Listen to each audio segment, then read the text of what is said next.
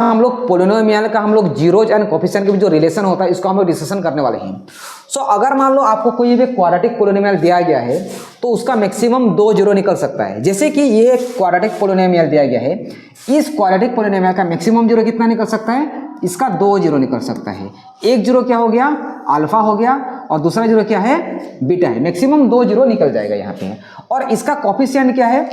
अगर यहाँ पे देखोगे तो इसका कोफिशिएंट क्या होगा? इसका कोफिशिएंट होगा ए कोफिशिएंट है, एक्स स्क्वायर के कोफिशिएंट को ए बोलते हैं, एक्स के कोफिशिएंट को बी बोलते हैं, और जो कांस्टेंट नंबर होता है उसको बोलते हैं सी।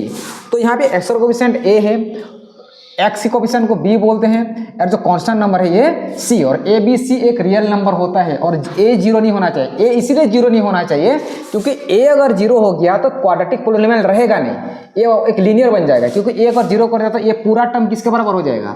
जीरो के बराबर हो जाएगा। इसलिए ए जीरो नहीं होना चाहिए। बाकी बी और सी जीरो हो सकता है, और ए बी सी क्या है? एक रियल नंबर को डिनोट किया जाता है।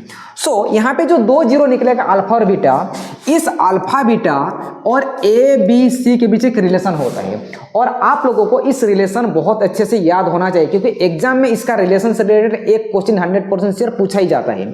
रिलेशन क्या होता है कि अल्फा प्लस जो बीटा होता है, इन दोनों का सम जो होता है, इन दोनों का सम किसके बराबर होता है? माइनस बी बाय ए के बराबर होता है, एंड अल्फा इंटू बीटा किसके बराबर होता है? सी बाय ए के बराबर होता है, सी बाय ए के बराबर। सो जो रिलेशन है इसको और इसको, ये दो रिलेशन को एनीहाउ आपको इसको याद करना पड़ेगा। इससे रिलेटेड हम लोग क्वेश्चन भी किए हैं। अगर मेरे चैनल को आप लोग अगर फॉलो नहीं किया तो फॉलो कर देना, और मेरे चैनल में आप लोग विजिट करके पोलिनोमियल का बहुत डिफरेंट क्वेश्चन हम लोग सॉल्व किए हैं, इसको आप लोग देख सकते हो।